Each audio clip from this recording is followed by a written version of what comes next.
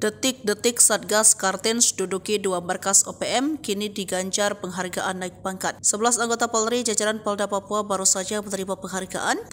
Tanggung apresiasi tersebut datang dari Kapolri yang disampaikan melalui Asopse Kapolri Irjen Pol Ferdianto IBTKK. Mengutip Tribun Papua.com, Irjen Ferdianto memimpin upacara pemberian penghargaan ini di Mako Polres Pegunungan Bintang pada 7 Mei 2024. Penghargaan itu berupa Sespim Polri Pin Emas dan mengikuti SIP tahun 2025.